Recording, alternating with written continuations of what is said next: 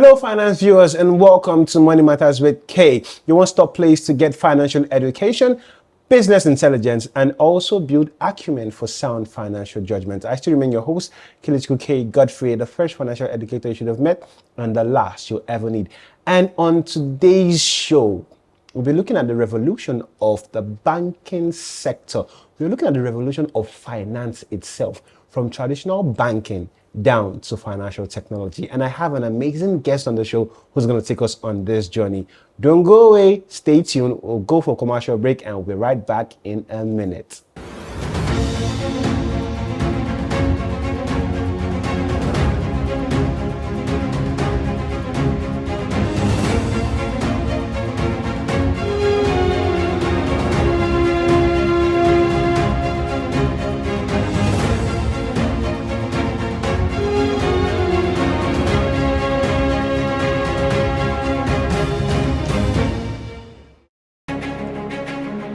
Hello, amazing people. My name is Godfrey, Kilichku Godfrey, and you can call me K. I am a banker with over a decade experience with Nigeria's foremost financial institution, a certified financial educator, a young man with an acumen for business and financial intelligence. Let's just say I am the first financial educator you should have met and the last you'll ever need. I am the host of Money Matters with K on Universal TV Africa, where we discuss your money, my money, and the government's money.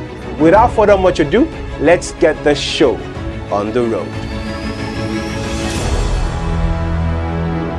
Hello, finance viewers, and welcome back to the show. This is still Money Matters with K.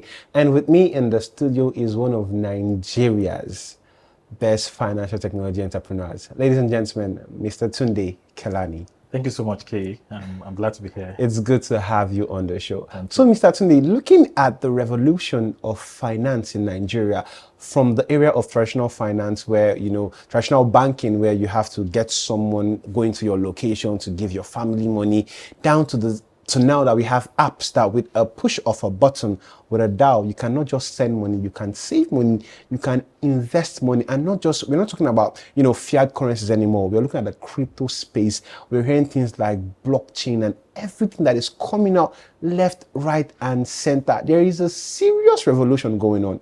But in a quick nutshell, to the laywoman on the street who may not really understand, what is fintech in a nutshell?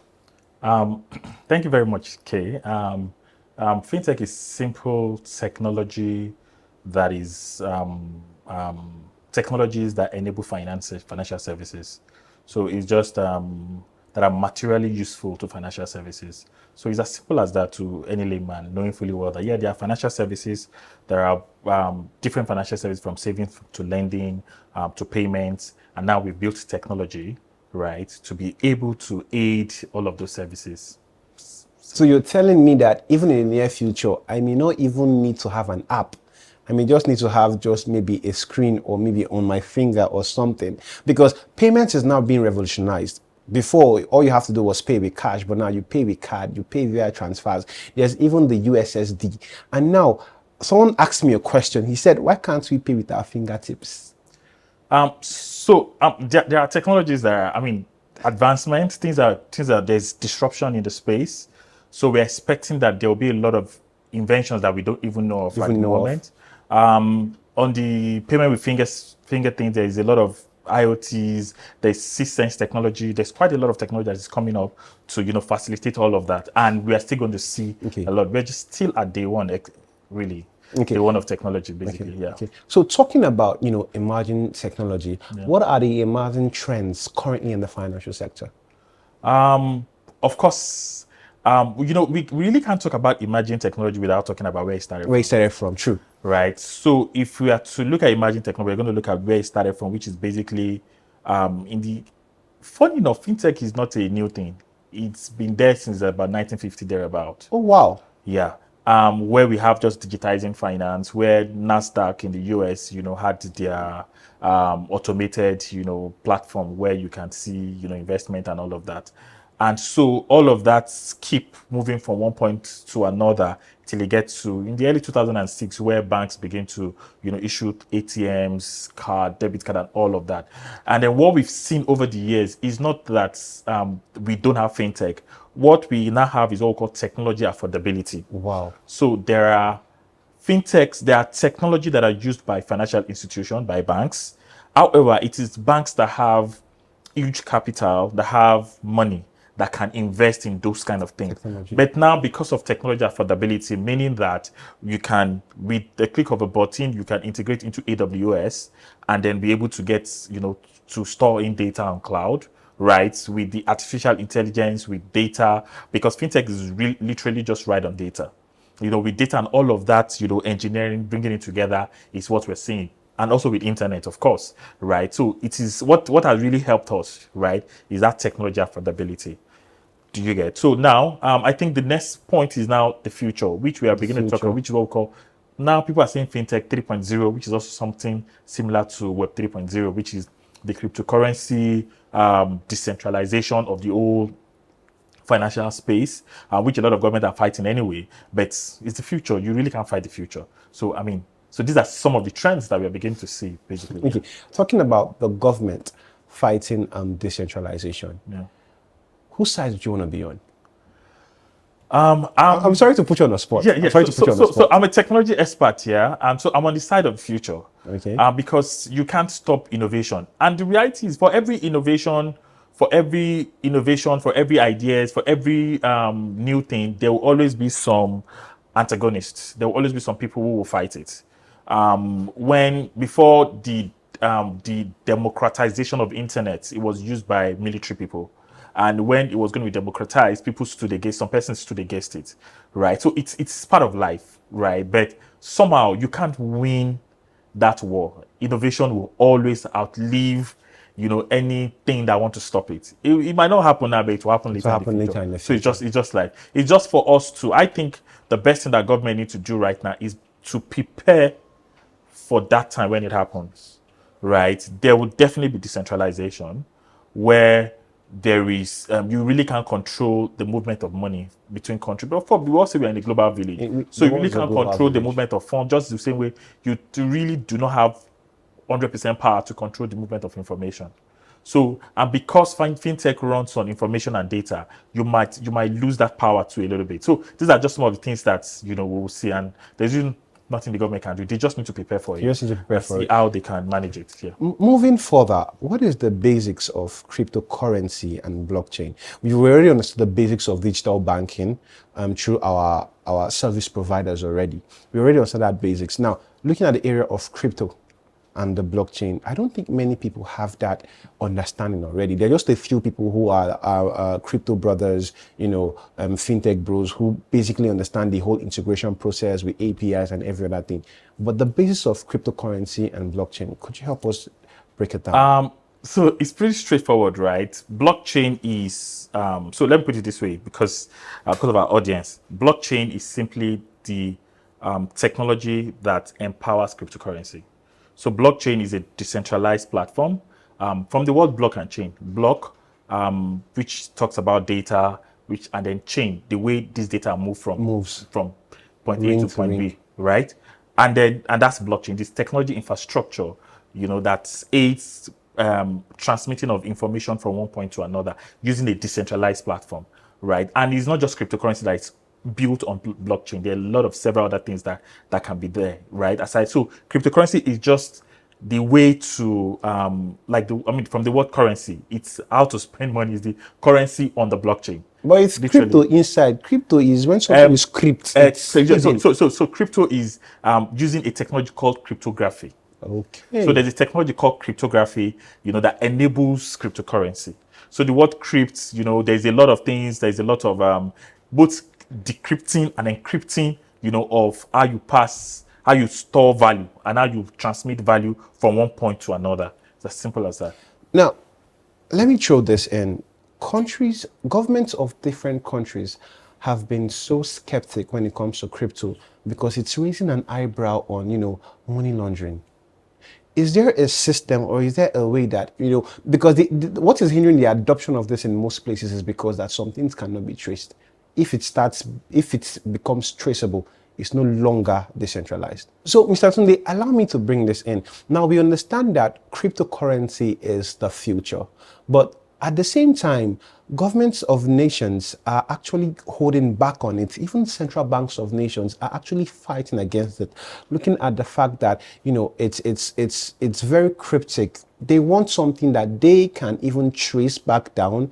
You're looking at, I think it's only one nation that has used Bitcoin as a backup of its currency. Now, how can we have a situation whereby, because this is the future we're talking about, how can we have a situation whereby government of nations and also central bank of nations can come and place for an adoption of the cryptoverse in modern banking? Thank you very much for that question, Kay. Number one, I want to correct something that a lot of people, crypto can be traced to a certain degree, right? You can track the wallets. I mean, we saw what happened with the last protest and all of that. So it can be traced. You can, especially if it is carried on an exchange, on a public exchange, right? Like the Binance and Co that we all know. So you can track, the movement of funds from point A to point B. I think it was just people just come up with a story that we can't be traced. That's so let's just say it was like a conspiracy theory. Kind of, yeah, to a certain level. Though to a certain level, right? To answer your question now is government infusing crypto, and because the reality is government cannot fight it. And I'm going to answer that question in different degrees. Layers. In different layers, that's the right word. First of all, I'm envisaging that this is the period where government begin to launch their own exchanges. Okay. So we have Binance. Binance Yes. is powerful. I mean, recently the CEO was arrested in the US. We have one of the head of compliance or thereabout in Nigeria that was also arrested. Because you can't do without it. And you cannot say because it is used for money laundering, we will not use it. We will not use it. Because even on the banking sector, money laundering is being done. It's being done. So, I mean, and that still didn't stop the bank from operating. I mean, last year data shows that over 1.8 trillion euros was laundered. That's about 2 to 5% of the total GDP of the global, of the world. Of the world. Right? It was laundered through the banking sector. Not even through crypto. Not even through crypto, through the banking. So you really cannot say because this thing is evil, then let us put it aside. Let us put it aside. So you need to innovate around it. So I'm expecting to see a lot of countries coming up with their own exchanges, like we have Binance. So instead of me giving Binance, so we have like our own switching system, the way you have NIPS for fiat. We're gonna have also an exchange, for Nigeria or for Africa. Did you get that allows you to move money? There's also what the last CBN governor tried, which was the stable coin, the digital e-naira. Even though the implementation was wrong or wasn't done properly, right? But we see countries like China, they're coming up with stable coin.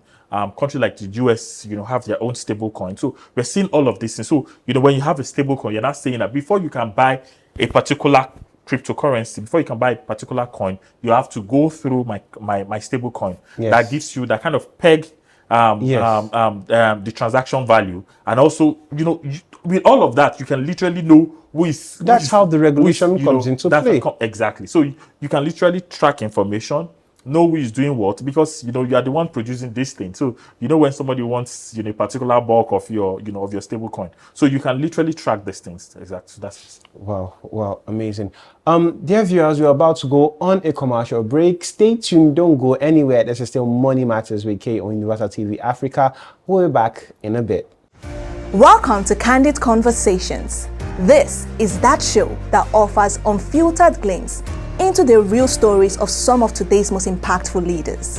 In a world that often celebrates the final products of success, Candid Conversations takes you behind the scenes to uncover the personal struggles, doubts, fears, failures that have shaped the leaders we admire today.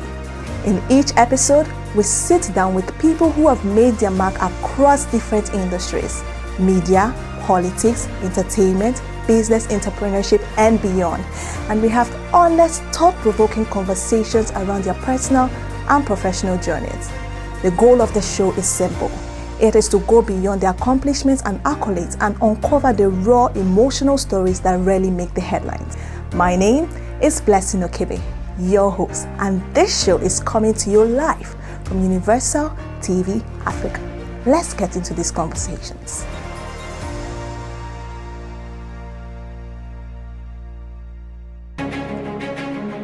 Hello, amazing people. My name is Godfrey, Kelechku Godfrey, and you can call me K. I am a banker with over a decade experience with Nigeria's foremost financial institution, a certified financial educator, a young man with an acumen for business and financial intelligence. Let's just say I am the first financial educator you should have met and the last you'll ever need. I am the host of Money Matters with K on Universal TV Africa, where we discuss your money, my money, and the government's money. Without further much ado, let's get the show on the road. Hello viewers, and welcome back to Money Matters with K on Universal TV Africa, your one-stop place to get financial education. And with me still in the studio is Mr. Tunde Kelani, one of Nigeria's finest in the financial technology space. So Mr. Tunde, I have a very important question that I think many people want answers to. How lucrative is crypto? So the question is still the same thing. How lucrative is money? Okay. So money is useless if it's not invested. All right. Right. Money is useless if it is not put on a particular portfolio. So it's still the same thing. So you want to go into crypto, say you want to go into crypto. You can't just, yes, if you buy a coin, say you buy Bitcoin, it can either increase or decrease. So it also has its own risk.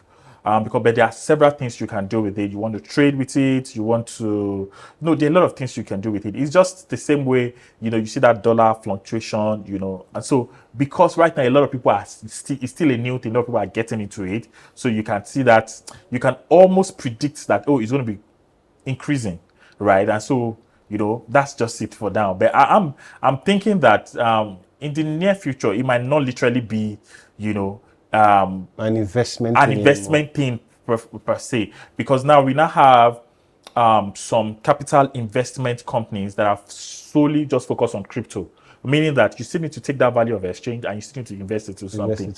And then because you're investing into something, it has to yield its own profit, because it's just literally currency, right? But because there's a lot of demand, so people are making money off that, different hedging, currency hedging, and so many other things. So I think that's just it right now. So if you want to go into it, you need to get information, you need to understand how it works, and you also need to know the what you're going there to do. Exactly. So because there's so many young people who just wake up and say, this coin is moving. We had the thing with the tap and all of that. So there's so many people who just wake up and say, it's crypto I want to do. Some people farm coins. Some they farm what do they call it? They farm Bitcoin mining. Huh? Mining. Not mining. They farm when you do an IPO. Yeah. So they farm before these things get listed. What they do is they wake up and look for the one that is about to get listed, and they start gathering them. Yeah, so it's called initial coin offering. Okay. It's also like an IPO where investors come together. You want to, just like what is happening right now with, you want to list your company on the stock market. People put in money, and then it's expected that when you finally listed, you get increase in value because the value has increased. That's also the same thing they're also doing too. It's just, a technology, the blockchain that is, managing all of that transaction. So in a nutshell, the crypto is just an advanced version of the stock market. Exactly. It's fiat. It's an advanced version of fiat. Fiat. Yeah, exactly. So, Mr. Tunde, going further, let's look at the benefit and the risks associated with, using fintech solutions. For fintech solutions, right, there are quite a lot of benefits. There are also quite a number of risks. One of the most important benefit is convenience. Okay. Is the fact that I could go on my phone and I can make transactions, and I don't need any third party. That's also very great, right? I don't need to go and queue up in the bank and all of that. The second part is also innovation. Fintech, literally, the lifeblood of fintech is innovation. True. The fact that, because what fintech does is this, it looks at the banking sector and then it unbundles the banking sectors. So you see savings, you see payments, you see foreign exchange, or forex now. You see investing and all of that. And then a fintech entrepreneur, for example, take one of these aspects and then build it. Builds on it. And so it could innovate very fast because it's very nimble, and then it's just focusing on one thing. Stream. Whereas a banking sector focus on everything As a finance as house. a finance house. So I can look at payments, I can look at savings, for example, and then build PiggyVest or Carrywise or Abila, which is what we're doing. I could look at payments and build Paystack, right? And build Money Points, right? Because that is payments, right? With using POS technology and all of those things. So these are some of that's what fintech has been able to do. And then because it's innovation, so what it does is it also spur up the innovativeness in the country. So other products can also come in based on that ideology alone, or based on that idea alone. So for example, I give you Uber, right? Uber is strictly a transport logistic company, and then it's required that in their finance because you have to pay your transport fare. So there needs to be what we call embedded finance. So they need to via API, they need to connect with a fintech company that can help them, connect and make that possible, such that people can pay via their Uber app. So what fintech does is spur up innovation, right, in a particular location or in the location where it is, right? There's also financial inclusion. True. Right, which is banking, giving access to, I don't want to use the word banking, right, but giving access to people in the underserved areas, community or unbanked community. So there's the underbanked, there's also the unbanked. Underbanked is, we are in Wuse 2, we'll probably have 2 banks in the whole of Wuse 2 that's catering for 100,000 people. So that's underbanked. So there's the unbanked, people that do not have access to bank at all. There's no bank. And so with fintech, with your POS, with your USSD code, you can have access to banking in those banking services in those sectors. So that's some of the benefits of fintech. There are also other ones, right? Like personalization, right? I could just go on my app and I can see my account statement, right? There's also robo advisory that advise you based on your income level, based on how much you're earning, and then it can advise you how you can invest, what you should invest on, and all of that. So there's that personalization too that fintech has also enabled, right? In terms of the risk, right, you're looking at that risk. We're going to take it from operational risk, right, which could be as a result of a lot of fintechs, for example, it's hard to scale, and so to scale can be a problem, and so there might be some operational issues where they have issues. There is regulatory risk because of the constant and the fast evolving pace of fintech. A lot of countries, regulators are having issues, meeting up with that pace, right? So what some countries are doing is they are building sandboxes that allows you to be able to, I think Nigeria also has a sandbox, that allows you to test run. All right, even though I think it's not well implemented, but what that sandbox does for you is allows you to test run whatever ideas you have before you go live. Before you go live with it, right? But in a controlled environment, right? And then they can study it and then build regulations and policies around it based on what they've seen. Right, that's the regulatory risk. There's quite a number of them. Anyway, there's also fraud and scam, which is what a lot of people see in Nigeria. There's cybersecurity threats. These are some of the risks that we have with fintech here. Wow, Mr. Tunde Kalani, this was quite, and I've picked up a couple of things myself. But as usual, the show must come to an end. Thank you so much. Ladies and gentlemen, that's a wrap up on today's episode of Money Matters with K on Universal TV Africa. I still remain your amiable host, Kelechi K. Godfrey, the first financial educator you've met and the last you'll ever need. Till then, stay jiggy, keep your steez 100. I'll be seeing you same time next week at the same place. God bless you.